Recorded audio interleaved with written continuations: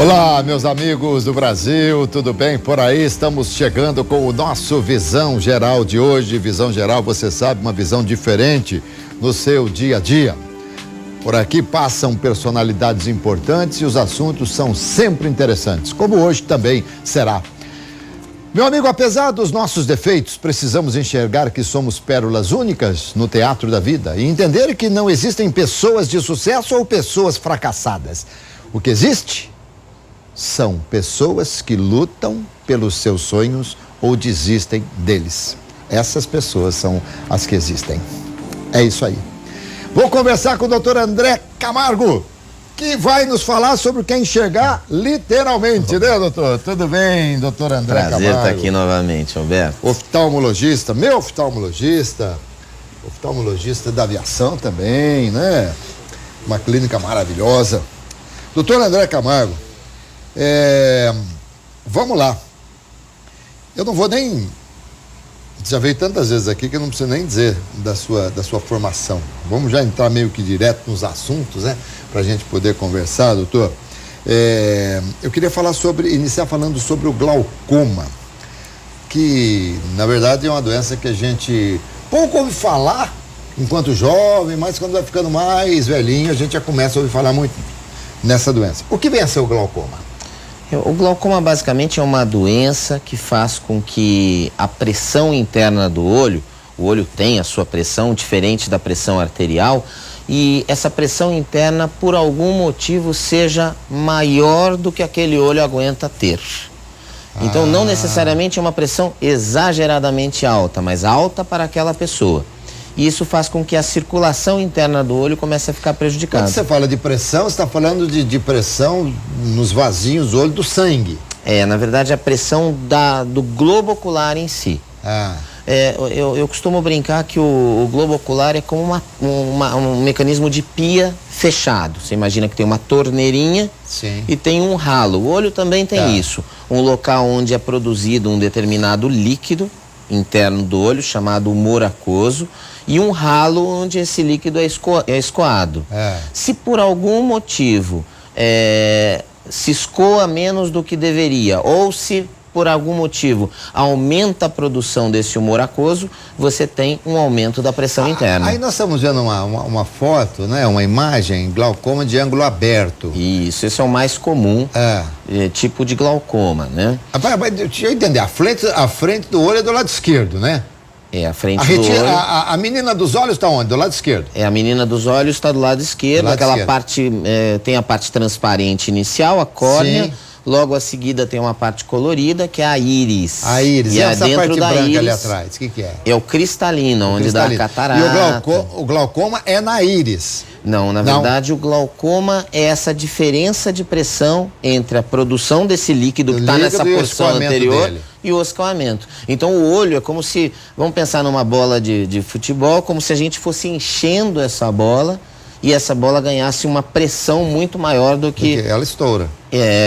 No caso do olho acaba não havendo isso, essa explosão, isso não acontece. Mas o que acontece é que o nervo óptico, que é o que faz a gente enxergar de verdade, que está lá atrás da retina, ele é alimentado por vasinhos sanguíneos.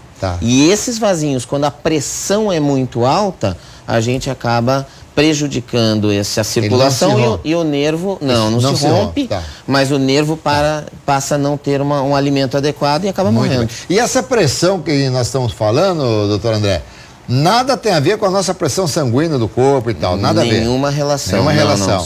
É uma pressão independente, específica para o olho. Quando eu vou à sua clínica, quando eu vou lá devido até à própria aviação, que a moça me fala, vou medir a pressão do seu olho. É essa a pressão que você mede? Isso faz parte do exame básico da visão. Então é muito comum a pessoa ir ao oftalmologista para trocar o óculos, mas nessa consulta o oftalmologista está preocupado com a pressão intraocular desse paciente. Entendi. E a prevenção dessa doença. O glaucoma tem grau de hereditariedade, não? Sim, existem vários fatores que podem fazer com que a pessoa deva se preocupar mais. Então a primeira é a hereditariedade. Alguns países do mundo é mais frequente a presença do glaucoma, então descendentes desses países, população negra também. População negra também? Sim, tem uma maior incidência de glaucoma. Por genética mesmo. Por genética mesmo. Então, essas pessoas acabam tendo que ter uma preocupação um pouco maior. Agora, o glaucoma não é como, por exemplo, uma catarata, que normalmente a gente vai ter. O glaucoma, não. Não. O glaucoma a gente não quer ter. Não quer ter. Não quer ter. Quando a gente vai a uma consulta, a ideia é não ter nada, é procurar a normalidade. Perfeito. Porém, se tiver, tem tratamento. E aí que está o X da questão. Quer dizer, se eu tenho esse glaucoma, melhor saber logo. Ah, entendi. Tratar a tempo, para não ter os prejuízos. Ele é progressivo, né? Diferente da catarata que você citou agora, a catarata, por mais que ela progrida, depois de tratada, está resolvido. Tá resolvido. Glaucoma não. O que ele lesou dentro do olho, eu não recupero mais. Olha só. E tem glaucoma congênito? Sim. Existe, e esse é uma tragédia da oftalmologia, por isso a importância de se levar a criança logo cedo para uma consulta oftalmológica, e eu digo que o cedo é logo nos primeiros dias de vida, talvez no primeiro mês de vida, não passar muito mais do que isso. Tá certo que o exame, a própria mãe, o pediatra, ele vai notar que algo está muito errado. Isso é um glaucoma? Isso é um glaucoma congênito bilateral. Repara que lados. O olho está opaco, essa coloração, você não vê mais a menina do olho. Você vê apenas essa coloração azulada, esverdeada. E o bebê não vê nada. Não entendi? Não enxerga nada. Nessa atual situação, ele não está enxergando. Então, ele precisa de tratamento urgente. Então, e é cirúrgico nesse caso. Mas, por exemplo, é uma cirurgia que pode reverter a visão? Sim. O grande problema do glaucoma congênito é que, às vezes, ele se inicia intraútero. E às vezes a gente não consegue esse diagnóstico que ele está intraútero. Logo que a criança nasce, a gente tem que correr para o tratamento. E quanto mais tempo ele passa, mais lesão ele acaba tendo. Doutor, mas por exemplo, quem está nos vendo agora, uma mãe que está nos assistindo e tal, o filho nasceu, vamos imaginar que ela não tenha levado ao oftalmo, deve levar, mas não tenha levado, está aí com seus 1 ano, 2 anos e tal.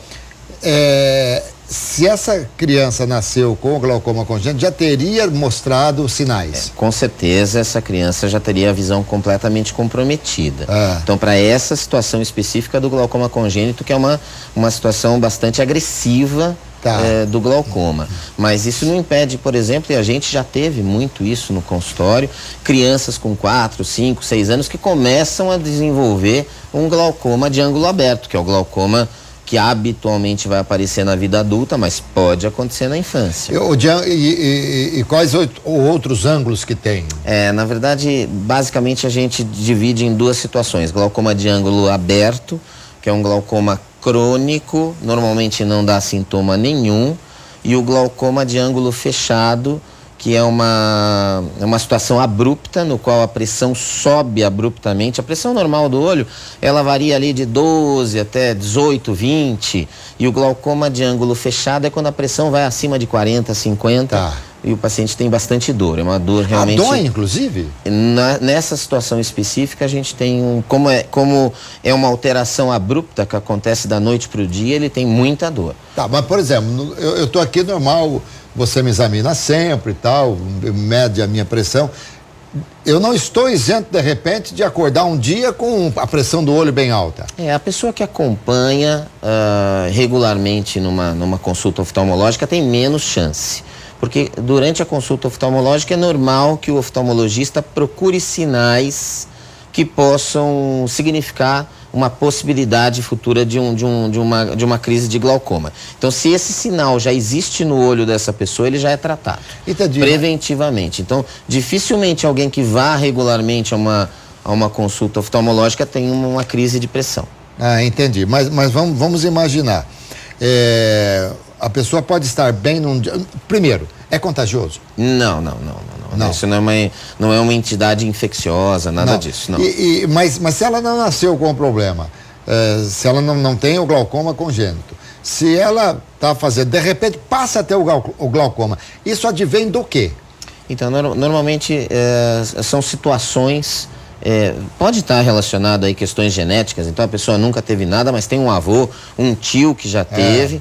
Então ela a qualquer momento da vida ela pode desencadear o glaucoma, né?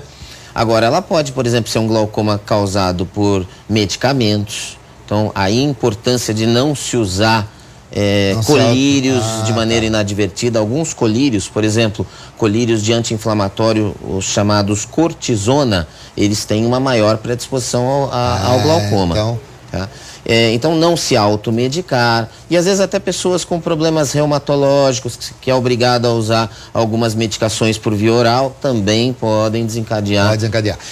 E doutor, qual que é o tratamento do glaucoma? Hoje em dia basicamente medicamentoso. Então a gente usa colírio para baixar a pressão. Existem vários tipos de colírio hoje à nossa disposição. Até 20 anos atrás esses colírios não existiam. E hoje o tratamento do glaucoma se modernizou muito e é um tratamento bastante simples. Mas não tem, chega a ter cura, não? Normalmente não, a gente tem um controle. Como o diabetes, como a hipertensão arterial, normalmente a gente precisa de um tratamento para o resto da vida. Esse é um dos aparelhos que mede a pressão intraocular, é chamado de tonômetro. O tonômetro de aplanação é um dos aparelhos que medem. Você já foi no consultório, existem outros tipos de medida. Mas chega a encostar no olho, não chega? Esse sim, esse tem o toque. Tem outros aparelhos que não tem toque, né? A gente utiliza muito comumente um de sopro. Esse tonômetro de sopro, ele mede a resistência que o olho tem ao sopro. Tá. Doutor André, ainda sobre esse controle do glaucoma, à medida em que o tempo vai passando, embora vá se controlando e tal, pode chegar um momento em que o glaucoma ele vai vagarosamente evoluindo até a cegueira total? Para isso que tem a gente sempre fala que a importância do acompanhamento. Usar a medicação não significa que ele está sendo tratado. Eu preciso saber se essa medicação está sendo eficiente para aquela pessoa e a cada 6 meses ou a cada 1 ano controlar para ver se a qualidade de visão é a mesma. Existem exames específicos para medir se ele está tendo perda ou não de visão. Aquela imagem que a gente colocou daquela criança que o olho está azulado, está bem opaco, que o senhor disse aí, nesse caso é só cirurgia. A cirurgia vai, imagino, tirar essa parte azul, né? Não? Na verdade não, nós vamos baixar a pressão desse olho. Às vezes essa é uma criança que está ali, como eu falei, com 40, com 50 de pressão, e nós vamos normalizar isso para 10, 12 novamente. A partir do momento que isso se normaliza, o que você está vendo ali é um inchaço do olho, por isso que ele muda a coloração. Aqui, por exemplo, uma outra fotografia, o lado esquerdo, o nosso lado direito, né, o olho esquerdo dessa criança, a gente chama de buftalmia, quer dizer, um olho que cresceu demais também por efeito, às vezes, da pressão elevada deste olho. Também precisa de tratamento específico. O senhor opera tudo isso? Na verdade, a minha especialidade não é glaucoma, mas na clínica tem um outro super especialista em glaucoma, ele só faz esse tipo de cirurgia. Entendi. A partir de que idade ou até qual idade o bebê deve fazer o teste do olhinho? Logo que nasce. Esse é um exame, hoje já é lei, né? Então todas as maternidades, na teoria, oferecem esse serviço. Quando não oferece, acaba encaminhando ao oftalmologista, mas 100% das crianças deveriam fazer o teste do olhinho. O que detecta o olhinho? Um monte de coisa, inclusive o glaucoma, catarata congênita, qualquer outras doenças genéticas oculares. Então ele é de extrema importância. Que bom, né? Que bom que as pessoas... Isso aí é lei, então? Hoje em dia é lei. Tá. Quem trata glaucoma infantil é o mesmo médico que trata o glaucoma adulto, não? Não necessariamente. Alguns especialistas, a oftalmologia ela vai se dividindo, então nós temos especialista em glaucoma, especialista em retina, e às vezes o especialista em glaucoma prefere atender adulto. No caso, o glaucomatólogo, que é o especialista em glaucoma que trabalha com a gente, ele faz tanto adulto quanto criança. Entendi. E, por exemplo, primeiro vamos esclarecer aqui uma coisa que, claro, o pessoal sabe, mas não custa falar. Existe a hereditariedade e existe o fator genético, tá certo? A hereditariedade é quando parentes lá atrás tiveram. E quando, de repente, a pessoa pode não ter nenhum problema lá atrás com parentes, mas tem um problema congênito, é que nasce com ele, certo? Sim. O termo congênito é quando a gente nasce com a doença. Nasce com a doença. Então, nasceu com a doença, então eu tenho um glaucoma ao nascimento, eu chamo de glaucoma congênito. Agora, eu tenho um fator genético e eu vou desenvolver a doença ao longo da vida. Então ele não é congênito, ele apareceu ao longo da vida, com 20, com 30, com 50 anos de idade. Então aí entra o fator hereditariedade. E assim como eu tenho dito sempre, né? Quando falo até do Ophthalm Center, que todo problema no corpo, sobretudo, nós estamos falando agora aqui da oftalmologia, todo problema do olho, todo problema na visão, se detectado logo no começo, tem uma chance muito maior até de cura e de um tratamento muito mais tranquilo. Sem dúvida, sem dúvida. Tudo que a gente puder diagnosticar precocemente, nós temos mais tempo para esse tratamento e para evitar problemas mais sérios, né? Não tenha dúvida disso. Muito bem. Nosso próximo assunto vai ser retinopatia diabética. Tá certo? Como agora vamos falar da retinopatia diabética, eu começo perguntando o que é isso, doutor? É um nome que não é muito bonito, né? E a doença menos bonita ainda. Então esse é uma das maiores causas de cegueira no mundo. Ah, é? É causada pelo diabetes, né? O paciente diabético, ele tem uma maior chance de desenvolver essa doença ao longo da vida. E ele só a desenvolve se ele tem um descontrole no tratamento do diabetes. Então aquele que não se controla com relação a índices de glicemia e tudo mais. Pera um pouquinho, você me disse que quem tem diabetes tem mais predisposição. Significa que mesmo quem não tenha diabetes pode ter a retinopatia? Não, na verdade assim, existem casos de pessoas que têm glicemias não tão elevadas. Então o diabetes ele tem várias classificações e às vezes é um índice tão baixo que a pessoa não se cuida e mesmo essa pessoa tem a chance de desenvolver, mas ela precisa ter um diagnóstico de diabetes. E o que acontece no olho quando a pessoa é acometida por essa doença? O diabetes ele aumenta a concentração de glicose na corrente sanguínea. E isso faz com que aumente-se a viscosidade desse sangue. Ele começa a correr nas artérias e nas veias com maior dificuldade. Parece um xarope, né? Ele fica um pouco mais espesso. E todo lugar onde os vasos sanguíneos são de menor calibre, ele começa a trazer problema. Então serve para a ponta do pé, serve para a mão, serve para o rim e serve para o olho também. O olho nós temos vasos terminais que nós chamamos, que são aqueles vasinhos bem fininhos. Então a circulação começa a se tornar muito mais difícil. O calibre do vaso interfere também nisso. Daí a explicação de muitas pessoas com diabetes ser obrigadas a fazer determinadas amputações de pontas de dedo e tal. E é isso que acontece com o olho. Da mesma maneira que existe uma má circulação na região de extremidade dos pés, das mãos, do rim, então essa pessoa perde a função daquele local. E se acontece no olho, olha, ali é um caso avançado de retinopatia. Veja que existe bastante sangramento, além dos vasinhos, que são aquelas imagens ali onde há a circulação natural do olho. Você vê um ponteado de vermelho. Sim. Que é um sangramento.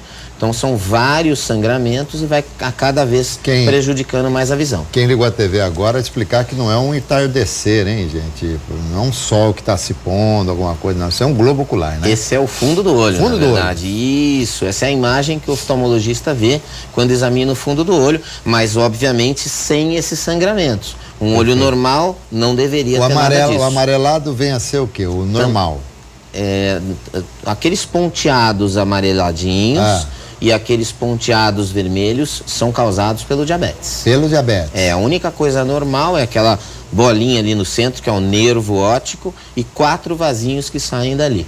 O restante tudo tá a mais. Tudo a mais, que tudo coisa. Mais. E o tratamento, deixa eu ler de novo, da retinopatia diabética se dá no tratamento do diabetes. Primeiro passo, não ter a retinopatia diabética. Para não ter, eu preciso cuidar do diabetes. Entendi. Eu preciso ir regularmente no endocrinologista, fazer um tratamento adequado, usar adequadamente a medicação, baixar minha glicemia, me alimentar adequadamente. Tem toda aquela história que agora, a gente já ouve. Quem já teve, quem teve essas lesões devido ao descontrole da diabetes. Não sei se é o diabetes ou a diabetes também, isso é muito. Alguns falam as, outros falam os. Mas, devido ao descontrole do diabetes, se a pessoa voltar a controlar aquelas anomalias, aquelas manchas, volta à normalidade, a retinopatia desaparece? Volto a dizer aquela coisa da precocidade no diagnóstico. Então, essa pessoa, sabendo ter diabetes e indo regularmente ao oftalmologista, a gente consegue impedir que chegue nesse estágio. Então, mas uma vez chegando, é difícil a reversão. Quando chega nesse estágio, a gente consegue melhorar, mas jamais trazer para a normalidade. Mesmo que a pessoa controle muito. A partir do momento que começam as lesões, começam os problemas mais sérios e é muito mais complicado o tratamento. Aliás, o doutor André, diabetes traz mais complicações além dessa, ou essa é a única complicação que o diabetes traz para a visão? Para a visão, normalmente é essa, que é um problema extremamente grave. Isso leva à cegueira realmente. Importa a idade? Não importa. Normalmente a gente precisa, para ter a retinopatia, em torno de 8 a 10 anos da doença. Mas isso passa rápido, né? Quando você menos espera, passaram 10 anos da sua vida. Claro. Então, é até difícil, uma coisa que a gente normalmente briga é convencer o jovem ali com 14, 15 anos que tem diabetes, que daqui a pouco ele vai ter 25.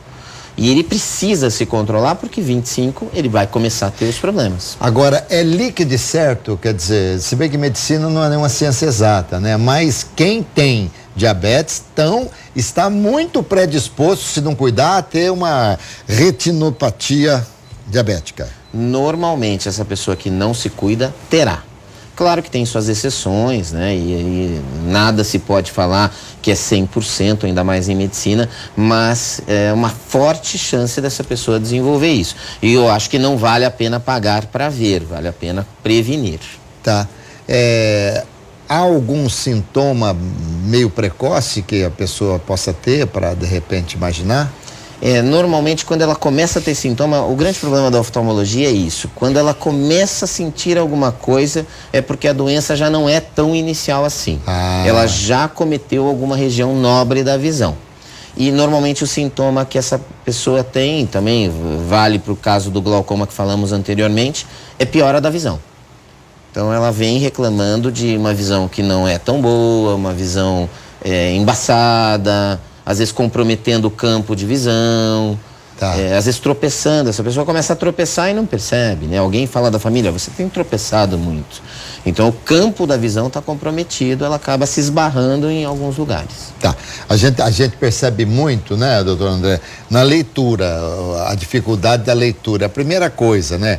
Mas há outros detalhes que a gente talvez não perceba, de repente a pessoa está tropeçando, é porque ela não vê determinadas coisas que normalmente ela teria que ver. Agora, da leitura não, que a gente, né, vai esticando o braço, esticando. Se o braço crescesse, não precisava pôr óculos, né? Vai esticando.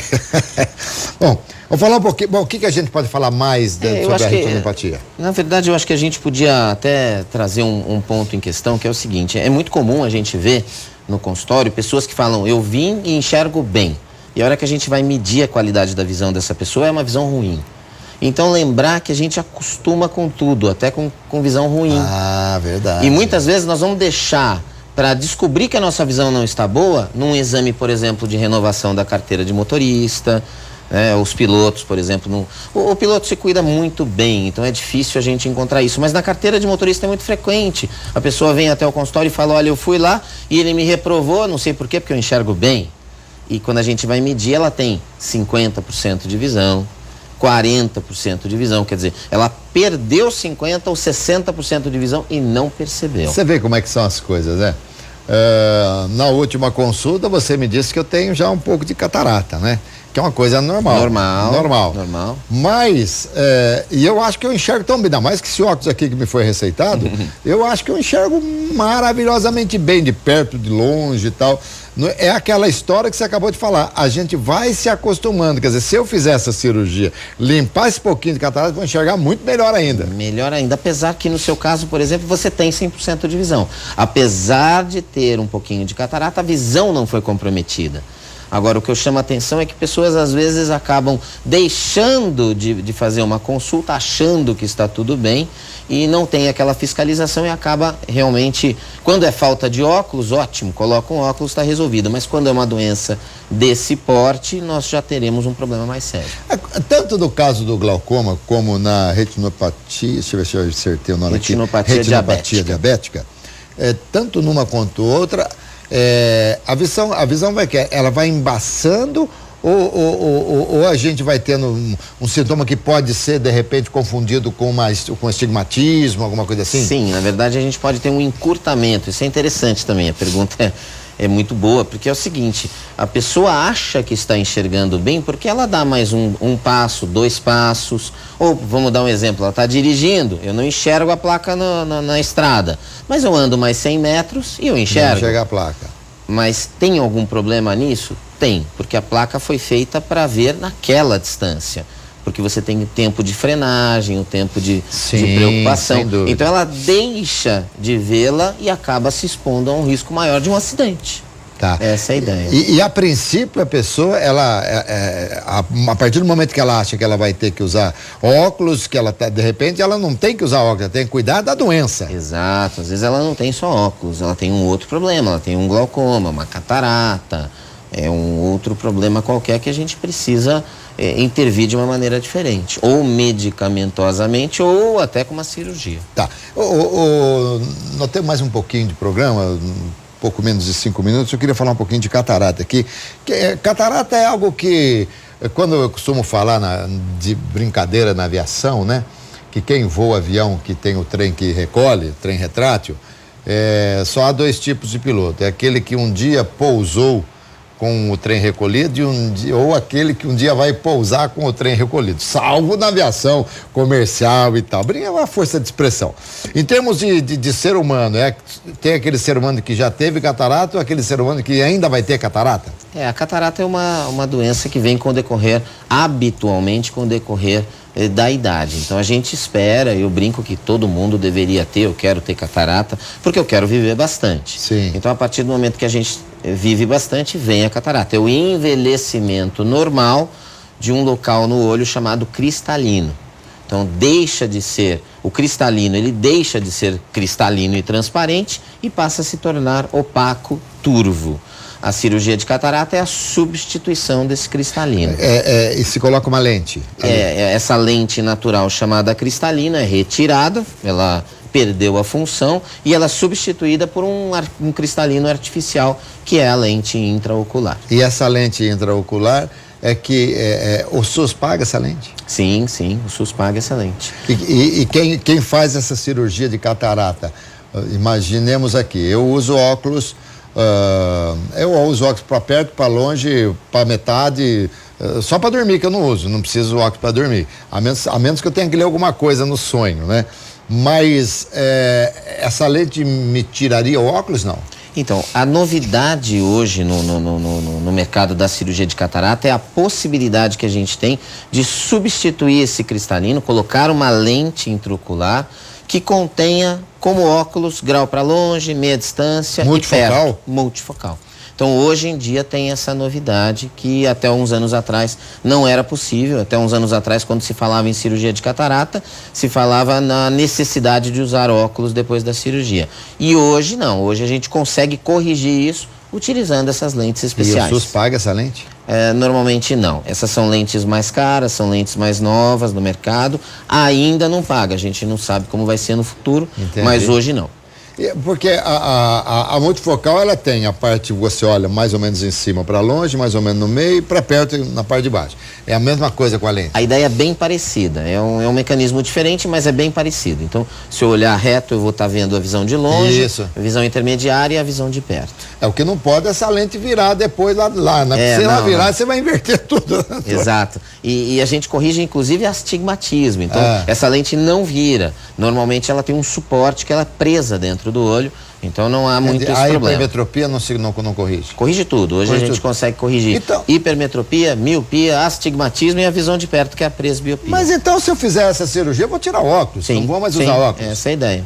Mas aí vai ficar um nariz enorme aqui, fica um nariz que entrevista. Mas essa é a elegância. O óculos, ó, sem óculos aqui fica muito grande o nariz, doutor. Aliás, nós somos especialistas nisso, eu mais do que você, né? Eu não sei não. Viu? Não, você sabe que isso aí porque hoje o óculos, ele é um composê, né? O óculos, ele faz parte do layout da pessoa e tal, mas achei interessante a possibilidade de não usar mais óculos. Óculos hoje é moda, né? Então existem vários modelos hoje em dia, é até bacana isso, porque hoje em dia a gente consegue convencer mais facilmente a criança que precisa usar óculos por causa dessa questão de moda. Antigamente, na nossa geração, não existiam óculos tão bonitos, né? Olha, tá aí a grande dica para quem já passou dos 30 anos como eu, de repente, se quiser fazer uma cirurgia para tirar o óculos e tal, de repente pode estar com catarata, alguma coisa e resolver. Doutor André, acabou. Olha como passa rápido quando você vem aqui.